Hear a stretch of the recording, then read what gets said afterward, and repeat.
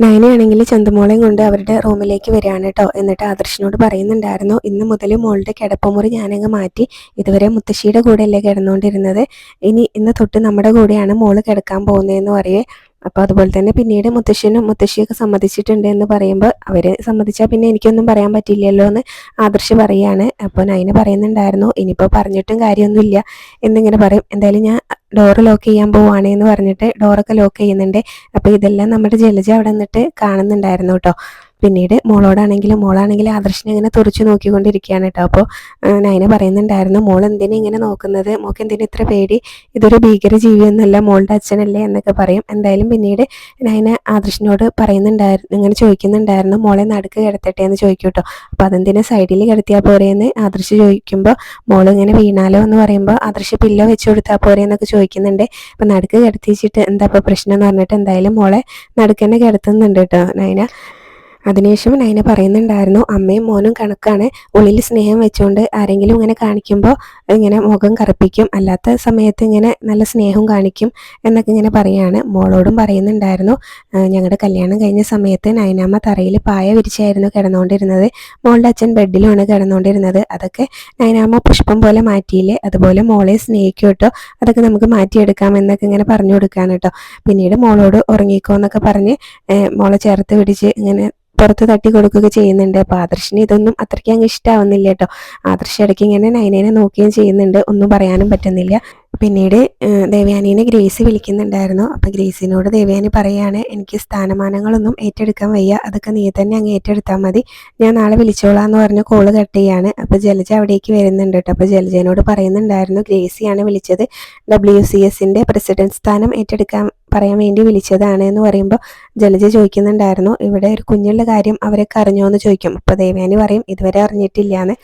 അത് കേൾക്കുമ്പോൾ ജലജയാണെങ്കിലും പറയുന്നുണ്ടായിരുന്നു, അങ്ങനെ അറിഞ്ഞു കഴിഞ്ഞിട്ടുണ്ടെങ്കിൽ പിന്നെ അതായിരിക്കും ചർച്ച, നമ്മളെയൊക്കെ കൊച്ചാക്കാൻ കിട്ടുന്ന അവസരമല്ലേ എന്നും പറയുകയാണ്. പിന്നീട് ചന്തുമോളെ നയന റൂമിലേക്ക് കൊണ്ടുപോയ കാര്യം പറയാനായിട്ട്, ഇതുവരെ അവൾ അമ്മയുടെ കൂടെയായിരുന്നു കിടന്നിരുന്നത്, ഇന്ന് ഏട്ടത്തിയുടെ മരുമകൾ അവരുടെ റൂമിലേക്ക് കൊണ്ടുപോയിട്ടുണ്ട്, അത് കണ്ടിട്ടാണ് ഞാൻ വന്നത് എന്ന് പറയും. അപ്പോൾ ദേവയാനി പറയുന്നുണ്ടായിരുന്നു, അച്ഛനും അമ്മയും തീരുമാനിച്ചതായിരിക്കും, അച്ഛനും അമ്മയായിരിക്കും കുട്ടീനെ അവളോട് കൊണ്ടുപോകാൻ പറഞ്ഞതെന്ന് പറയുന്നുണ്ടായിരുന്നു. അപ്പോൾ ജലജ പറയും, അവരങ്ങനെയൊന്നും പറയില്ല, ഇതെല്ലാം ഏട്ടത്തിയുടെ മരുമകളുടെ അഹങ്കാരമാണ് എന്ന് പറയും കേട്ടോ. പിന്നീട് അവൾ അതിനെ സ്വന്തം കുഞ്ഞിനെ പോലെ അങ്ങ് ഏറ്റെടുത്തിരിക്കില്ലേ എന്ന് പറയുന്നുണ്ടായിരുന്നു. ഇനിയിപ്പോൾ ആ കൊച്ചിൻ്റെ ബന്ധുക്കളൊക്കെ വല്ല ക്രിമിനൽസും ആണോ എന്ന് ആർക്കറിയാമെന്ന് പറയുമ്പോൾ ദേവയാനി പറയുന്നുണ്ടായിരുന്നു, അങ്ങനെയൊന്നും എനിക്ക് തോന്നിയില്ല, ആ കുട്ടിയുടെ മുഖത്തൊരു നിഷ്കളങ്കതയൊക്കെ ഉണ്ട് എന്ന് പറയുമ്പോൾ, എന്നാൽ പിന്നെ ഏട്ടത്തിക്ക് ആ കുഞ്ഞിനെ അങ്ങ് സ്നേഹിച്ചുകൂടായിരുന്നു എന്നൊക്കെ ജലജ ചോദിക്കുകയാണ് കേട്ടോ. അപ്പോൾ ഞാൻ സ്നേഹിച്ചായിരുന്നല്ലോ, അതിനൊക്കെ മാറ്റം വരുത്തിയത് എൻ്റെ മകൻ തന്നെയല്ലേ എന്നും പറയുകയാണ്. ജലജ പറയുന്നുണ്ടായിരുന്നു, 5-6 വർഷം മുന്നേ ആദർശ് എന്നും വീട്ടിലോട്ട് വൈകിയാണല്ലോ വന്നുകൊണ്ടിരുന്നത്, അപ്പോൾ ആ സമയത്തായിരിക്കും അവളുടെ അമ്മേനെ അവൻ പ്രേമിച്ചുകൊണ്ട് നടന്നതെന്ന് പറയുമ്പോൾ ദേവയാനി പറയുന്നുണ്ടായിരുന്നു, ആ സമയത്താണ് അച്ഛൻ അവനെ ജ്വല്ലറിയുടെ മേൽനോട്ടം ഏൽപ്പിച്ചത്, അവൻ അതിൽ നന്നായിട്ട് ഹാർഡ് വർക്ക് ചെയ്യായിരുന്നു, അതിൻ്റെ റിസൾട്ടും കണ്ടതാണല്ലോ, അതുകൊണ്ട് നീ അതിനെക്കുറിച്ചൊന്നും പറയണ്ട എന്നൊക്കെ പറയുന്നുണ്ട്. പിന്നെ ഏത് സമയത്ത് അവൻ അവളെ പ്രേമിച്ചുകൊണ്ട് നടന്നതെന്ന് ജലജ ചോദിക്കുമ്പോൾ, അതൊക്കെ നീ അവനോട് പോയി ചോദിക്ക്, എന്നോട് ചോദിക്കേണ്ട എന്നൊക്കെ പറയൂ കേട്ടോ. പിന്നീട് അബി അതുപോലെ തന്നെ ആ ഗുണ്ടകൾ സംസാരിച്ചുകൊണ്ടിരിക്കുകയാണ്. അബി പറയുന്നുണ്ടായിരുന്നു, ഒരു DNA ടെസ്റ്റ് നടത്തിയാൽ അറിയാവുന്ന കാര്യമുള്ളൂ, പക്ഷേ അവിടെ ഇങ്ങനെ ആരും അതിനെക്കുറിച്ചൊന്നും സംസാരിക്കുന്നില്ല, അത് വലിയൊരു ഭാഗ്യം തന്നെയാണെന്ന് പറയാണ് കേട്ടോ. പിന്നീട് നൈന എന്ന് അവളാണെങ്കിൽ സ്വന്തം കുഞ്ഞിനെ പോലെ അതിനെ അങ്ങ് ഏറ്റെടുത്തിട്ടുണ്ട്, മോളോട് ഇങ്ങനെ അവിടെ എല്ലാവർക്കും ചിലർക്കൊക്കെ സ്നേഹമാണ്, അതുകൊണ്ടായിരിക്കും അവരതിനൊന്നും മുതിരാത്തത് എന്ന് പറയുമ്പോൾ ഗുണ്ടകൾ പറയുന്നുണ്ടായിരുന്നു, സാറാണ് പ്രതി എന്ന് ഒരിക്കലും അറിയരുത്, എന്നാൽ പിന്നെ സാറിന് നിലനിൽപ്പുണ്ടാവില്ല എന്ന് പറയുമ്പോൾ അബി അത് സമ്മതിക്കുന്നുണ്ട് കേട്ടോ. അത് ശരിയാണ്, അങ്ങനെയെങ്ങാനും ഞാനാണ് ആ കുഞ്ഞിൻ്റെ അച്ഛനെ എന്ന് അറിഞ്ഞിട്ടുണ്ടെങ്കിൽ എന്നെ അവിടെ നിന്ന് പുറത്താക്കും, അതിൻ്റെ കൂട്ടത്തിൽ ചിലപ്പോൾ അമ്മേനെ അടിച്ചിറക്കിയെന്ന് വരാം, പിന്നീട് എൻ്റെ മകളെന്ന് പറയുന്നവളെ അവിടെ വായിച്ചൊന്നും വരാം എന്ന് പറയാണ്, കോമാ സ്റ്റേജിൽ കിടക്കുന്നവളെ ഏറ്റെടുക്കും, അതാണ് ആനന്ദമൂർത്തിയുടെ സ്വഭാവം എന്ന് പറയാണ് കേട്ടോ. അയാൾക്ക് വലിയൊരു അസുഖം വന്നതാണ്, ഇപ്പോഴും എന്നൊന്ന് കൈനീട്ടി അടിച്ചിട്ടുണ്ടെങ്കിൽ ഞാൻ അവിടെ വീണ് പോവും എന്നൊക്കെ ഇങ്ങനെ അബി പറയുന്നുണ്ടായിരുന്നു. അയാളുടെ പിൻഗാമിയായിട്ട് വന്നവൻ്റെ മേലെ കുറച്ച് ചെളി തെറിപ്പിക്കാൻ പറ്റിയത് വലിയൊരു ഭാഗ്യമാണെന്ന് പറയും. ആദർശിൻ്റെ കാര്യമാണ് കേട്ടോ പറയുന്നത്. അയാളെ വിശ്വസിച്ചിരുന്നവരൊക്കെ ഇപ്പോൾ ഇങ്ങനെ അവിശ്വസിക്കാൻ തുടങ്ങിയിട്ടുണ്ട്, പ്രത്യേകിച്ചും എൻ്റെ ഭാര്യ എന്നും ഇങ്ങനെ അബി ഗുണ്ടകളോട് പറയുകയാണ്. പിന്നീട് ചന്തുമോളെ ഒരുക്കിക്കൊണ്ടിരിക്കുകയാണ് നയന നൂലുകെട്ടിന് പോകാൻ വേണ്ടിയിട്ട്. അപ്പോൾ ജലജ അവിടേക്ക് വന്നിട്ട് ചോദിക്കുന്നുണ്ടായിരുന്നു, ഇവളെയും കെട്ടി ഒരുക്കിക്കൊണ്ട് എങ്ങോട്ടാണ് പോകണേന്ന് ചോദിക്കട്ടെ. അപ്പോൾ എല്ലാവരും പിന്നെ പോകുന്ന സമയത്ത് മോളെ ഇവിടെ തനിച്ചാക്കിയെന്നൊക്കെ നയന ചോദിക്കുന്നുണ്ടായിരുന്നേ. അപ്പോൾ ഇവർ തമ്മിലുള്ള സംസാരം കേട്ടുകൊണ്ട് മുത്തശ്ശി അവിടേക്ക് വരികയാണ്. എന്താ ഇവിടെ ഒരു തർക്കം എന്ന് ചോദിക്കും. അപ്പോൾ എല്ലാവരും പോകുമ്പോൾ മോളെയും കൊണ്ടുപോകണ്ടേ, അല്ലെങ്കിൽ പിന്നെ മോൾക്കത് വിഷമാവില്ല എന്നൊക്കെ നയന ചോദിക്കുമ്പോൾ, നിൻ്റെ അച്ഛനും അമ്മയും ഇവിടെ നടന്ന കാര്യങ്ങളൊന്നും അറിഞ്ഞിട്ടില്ലല്ലോ, അങ്ങനെ ഇവിടെ കൊണ്ടുപോയിട്ടുണ്ടെങ്കിൽ പിന്നെ ഇവളുടെ ഭർത്താവിൻ്റെ മഹത്വം വിളമ്പേണ്ടി വരുമല്ലോ എന്നൊക്കെ ജലജ ഇങ്ങനെ പറയുന്നുണ്ടായിരുന്നേ. അപ്പോൾ മുത്തശ്ശി പറയും, ഞാനും അച്ഛനും വരുന്നില്ല, മോളെ ഞങ്ങൾ നോക്കിക്കോളാം എന്ന് പറയുന്നുണ്ടായിരുന്നു കേട്ടോ. അപ്പോൾ അവർ കനകയും ഗോവിന്ദനൊന്നും കാര്യങ്ങൾ അറിഞ്ഞിട്ടില്ലല്ലോ എന്ന് പറയുമ്പോൾ നയന പറയുന്നുണ്ടായിരുന്നു, എന്നായാലും അച്ഛനും അമ്മയും ഈ കാര്യങ്ങളൊക്കെ അറിയല്ലോ എന്ന്. മുത്തശ്ശി പറയും, എന്തൊരു നല്ല ദിവസമായിട്ട് ഇന്ന് തന്നെ അവരെ കാര്യങ്ങൾ അറിയിക്കേണ്ട, എന്തായാലും അവർ കാര്യങ്ങളൊക്കെ അറിയുമെന്നറിയാം, എന്നാലും ഇന്ന് വേണ്ടാന്ന് മുത്തശ്ശിയും പറയാണ്. അപ്പോൾ ജലജയാണെങ്കിലും പറയുന്നുണ്ടായിരുന്നു, ഇവൾക്ക് സ്വന്തം അച്ഛൻ മരിച്ചാലും കുഴപ്പമൊന്നുമില്ല, ഈ കുട്ടി കരയരുത് എന്നേ ഉള്ളൂ എന്ന് പറയുമ്പോൾ മുത്തശ്ശിക്ക് അത് കേൾക്കുമ്പോൾ ദേഷ്യം വരുന്നുണ്ട് കേട്ടോ. അപ്പോൾ മുത്തശ്ശി പറയുന്നുണ്ടായിരുന്നു, ഇങ്ങനെ ഒരു പിഴച്ച നാക്കുള്ള ഒരുത്തിനെ ഞാൻ എൻ്റെ ജീവിതത്തിൽ കണ്ടിട്ടില്ല എന്ന് പറയും. പിന്നീട് ജലജയനോട് പറയുന്നുണ്ടായിരുന്നു, നിന്നെ ഒരു സമയത്ത് ഞങ്ങൾ ഇങ്ങോട്ട് കൂട്ടിക്കൊണ്ട് വന്നപ്പോൾ ഇവിടെ ഇങ്ങനെയൊന്നും പറയാൻ ആരും ഉണ്ടായിരുന്നില്ല, അതുകൊണ്ടല്ലേ നീ ഇപ്പോൾ ഈ എല്ലാ സൗകര്യങ്ങളോടും കൂടി ഇവിടെ വളർന്നു വന്നത് എന്ന് ചോദിക്കുകയാണ്. അപ്പോൾ ജലജ പറയുന്നുണ്ടായിരുന്നു, എന്ത് പറഞ്ഞാലും എന്നെ ഏറ്റെടുത്ത കഥ അങ്ങ് പറഞ്ഞോളും എന്ന് പറയാണ് കേട്ടോ. എന്തായാലും ഇപ്പോൾ കൊച്ചുമകൻ വലിയ മഹത്തായ സംഭവമാണല്ലോ ചെയ്തു വെച്ചിരിക്കുന്നത്, എന്നിട്ട് അവൻ്റെ സ്ഥാനത്തിന് ഒരു ചലനവും സംഭവിച്ചിട്ടില്ലല്ലോ. എൻ്റെ മകനാണ് ഇങ്ങനെ ഒരു തെറ്റ് ചെയ്തതെന്നുണ്ടെങ്കിൽ അവനെ അങ്ങ് തരം താഴ്ത്തിയേനെ, അവനിങ്ങനെ ഒരു സ്ഥാനക്കയറ്റം കൊടുക്കാമെന്ന് പറഞ്ഞിട്ട് ഇതുവരെ അതും ഉണ്ടായിട്ടില്ല എന്നൊക്കെ ഇങ്ങനെ ദേഷ്യത്തോടു കൂടി പറയാണ്. അപ്പോൾ നയന പറയുന്നുണ്ടായിരുന്നു ജലജയനോട്, മുത്തശ്ശന് ആളുകളെ നന്നായിട്ട് തിരിച്ചറിയാം, അത് മുത്തശ്ശൻ എന്താണെന്ന് വെച്ചാൽ ചെയ്തോളും എന്ന് പറയും. അപ്പോൾ ജലജയ്ക്ക് അതൊന്നും ഇഷ്ടപ്പെടാതെ അവിടുന്ന് ദേഷ്യപ്പെട്ട് അങ്ങ് പോവാണ്. അപ്പോൾ മുത്തശ്ശി നയനയോട് പറയുന്നുണ്ടായിരുന്നു, മോള് അവൾ പറയുന്നത് കേട്ടിട്ട് ഈ കുഞ്ഞിനെ വെറുക്കരുത് കേട്ടോ എന്ന് പറയുമ്പോൾ നയന പറയും, എനിക്ക് ഇങ്ങനെ ആളുകളെ തിരിച്ചറിയാലോ മുത്തശ്ശി, പിന്നെ ഞാൻ എന്തിനാ വെറുക്കുന്നതെന്ന് ചോദിക്കും. എന്നാൽ മോള് പോയി റെഡി ആയിക്കോന്ന് നയനയോട് മുത്തശ്ശി പറയുന്ന സമയത്ത്, ഞാൻ റെഡിയാണ് മുത്തശ്ശി, ഞാനിപ്പോൾ വരാട്ടോ എന്ന് പറഞ്ഞിട്ട് ചന്തുമോളോട് പറഞ്ഞ് നയന അവിടെ നിന്ന് അങ്ങ് പോവാണ് കേട്ടോ. അപ്പോൾ മുത്തശ്ശിയാണെങ്കിലും മോളോട് പറയുന്നുണ്ടായിരുന്നു, മോൾക്ക് ഞാൻ ഒരുപാട് കഥയൊക്കെ പറഞ്ഞു തരാം, അവരെല്ലാവരും പോയിട്ട് നമുക്കൊരു സ്ഥലം വരെ പോകണം എന്നൊക്കെ പറയുന്നുണ്ട് കേട്ടോ. പിന്നീട് നയന ദേവയാനിയുടെ അടുത്തേക്കാണ് ചെല്ലുന്നത്. അപ്പോൾ എന്നിട്ട് ചന്തുമോളെ മുത്തശ്ശി കൊണ്ടുപോകണ്ടെന്ന് പറഞ്ഞു എന്നൊക്കെ ഇങ്ങനെ പറയുന്നുണ്ട് കേട്ടോ. അപ്പോൾ അതേതായാലും നന്നായി എന്നാണ് ദേവയാനിയും പറയുന്നത്. അവിടെ ചെല്ലുമ്പോൾ ഓരോരുത്തർ ചോദ്യം ഇങ്ങനെ ചോദിക്കുമല്ലോ, അപ്പോൾ അതിൽ നിന്നൊക്കെ ആയല്ലോ എന്നാണ് ദേവയാനിയുടെ അഭിപ്രായം.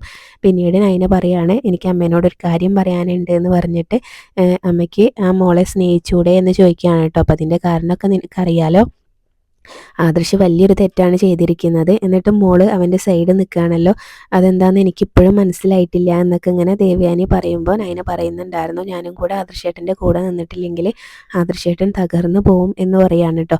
പിന്നീട് ദേവയാനിയും പറയുന്നുണ്ടായിരുന്നു, മോളിങ്ങനെ തെറ്റിൻ്റെ കൂടെ നിൽക്കരുത് എന്ന് പറയുമ്പോൾ, ആദർശേട്ടൻ്റെ മുത്തശ്ശനും തെറ്റ് ഒരിക്കലും പ്രോത്സാഹിപ്പിക്കുന്ന ആളല്ലല്ലോ, എന്നിട്ടും ആദർശേട്ടൻ്റെ കൂടെ ആദർശേട്ടനെ മനസ്സിലാക്കി മുത്തശ്ശനൊക്കെ നിൽക്കുന്നില്ലേ, പിന്നെ ആദർശേട്ടൻ ഇങ്ങനെ ഒരു തെറ്റ് ചെയ്തിട്ടുണ്ടെങ്കിൽ ഏറ്റവും കൂടുതൽ വിഷമം വരേണ്ടത് എനിക്കല്ലേ, അപ്പോൾ എനിക്കതില്ലല്ലോ, പിന്നെ എന്തിനാ അമ്മയ്ക്ക് ഇത്രയും ഇതെന്നിങ്ങനെ ചോദിക്കുന്നുണ്ട് കേട്ടോ.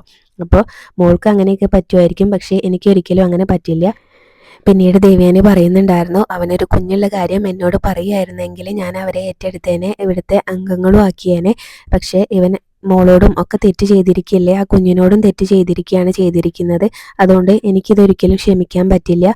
ചിലപ്പോൾ ഞാൻ ചന്തുമോളെ സ്നേഹിച്ചെന്നിരിക്കും, എന്നാലും എൻ്റെ മകനെ സ്നേഹിക്കാൻ എനിക്ക് പറ്റില്ല എന്ന് പറയുന്നുണ്ട് കേട്ടോ ദേവയാനി. ആ ഒരു നിലപാട് തന്നെയാണ്. അപ്പം നയനയ്ക്ക് ചെറിയൊരു വിഷമമൊക്കെ ആവുന്നുണ്ട് കേട്ടോ. അത് പറഞ്ഞിട്ട് ദേവയാനി അവിടെ നിന്ന് അങ്ങ് പോകുമ്പോൾ, അതിനു മുന്നേ ദേവയാനി നയനയോട് പറയുന്നുണ്ടായിരുന്നു, നിങ്ങൾക്കൊരു കുഞ്ഞ് ജനിച്ചു കഴിയുമ്പോഴായിരിക്കും ഈ കുട്ടി ഒരു അധികപ്പറ്റാവുന്നതെന്ന് പറയുന്നുണ്ട്. അപ്പോൾ നയന പറയും, എനിക്ക് അങ്ങനെ ഒരിക്കലും തോന്നില്ല, ഞങ്ങളുടെ മൂത്ത മകളായിട്ട് തന്നെ ചന്തുമോള് വളരും എന്നാണ് കേട്ടോ പറയുന്നത്.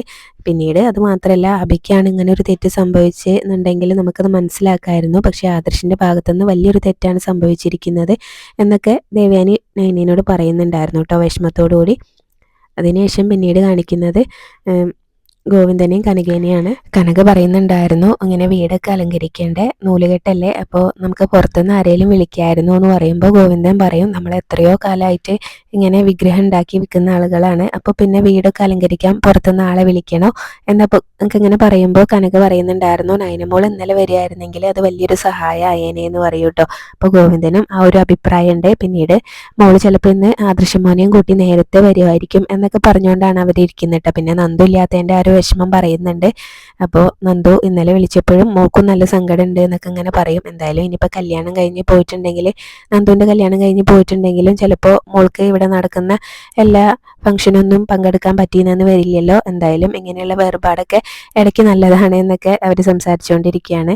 പിന്നീട് അബീനെ കാണിക്കുന്നുണ്ട്. അബീൻ്റെ അടുത്തേക്ക് ജലജ വന്നിട്ട് ചോദിക്കുകയാണ്, ഇന്ന് നമുക്ക് അവിടെ പോയിട്ടൊരു ബോംബ് പൊട്ടിക്കണ്ടേ എന്ന് ചോദിക്കും കേട്ടോ. അപ്പോൾ അവിടെ ചന്തുമോളുള്ള കാര്യം പറയണ്ടേ എന്നാണ് ജലജ ചോദിക്കുന്നത്.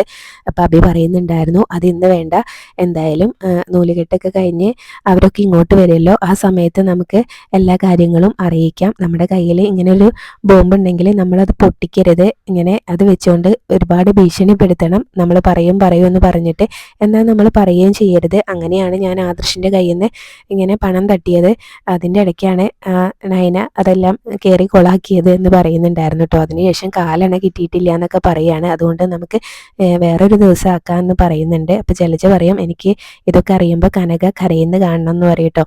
അപ്പോൾ നമ്മുടെ കയ്യിൽ ഇങ്ങനെ ഒരു സംഭവം ഉള്ളപ്പോൾ നമ്മൾ അത് പെട്ടെന്ന് അങ്ങ് തുറന്നു പറയരുത്. നമുക്ക് ഇങ്ങനെ അവരോട് അത് പറയുമ്പോൾ അവരിങ്ങനെ കരയുന്ന ഇങ്ങനെ മനസ്സിൽ സങ്കല്പിച്ച് സന്തോഷിക്കാലോ എന്നൊക്കെ പറയണം. എന്തായാലും വേറൊരു ദിവസം പറയാമെന്ന് ജലജയനോട് പറയുന്നുണ്ട് കേട്ടോ. നവീനോട് ഈ കാര്യങ്ങളൊക്കെ പറഞ്ഞിട്ടുണ്ട് എന്ന് അബി പറയുമ്പോൾ അവളുടെ അച്ഛനോടും അമ്മേനോടും ഇത് പറയാതിരിക്കുമോ എന്ന് ചോദിക്കുമ്പോൾ ഇതുവരെ പറഞ്ഞിട്ടില്ല എന്ന് അബി പറയും. പിന്നീട് ആദർശിനെ ഒന്ന് കണ്ടിട്ട് വരാം, ആദർശിനേക്കാളും ഇപ്പോൾ എത്രയോ മുകളിലാണ് ഞാൻ നവിയുടെ മനസ്സിലെന്ന് പറഞ്ഞിട്ട് അബി പോകുന്നത്. അപ്പം ഇങ്ങനെ സന്തോഷിച്ച് നിൽക്കുന്ന ജലജേനെയും കാണിച്ചുകൊണ്ടാണ് ഇന്നത്തെ എപ്പിസോഡ് അവസാനം.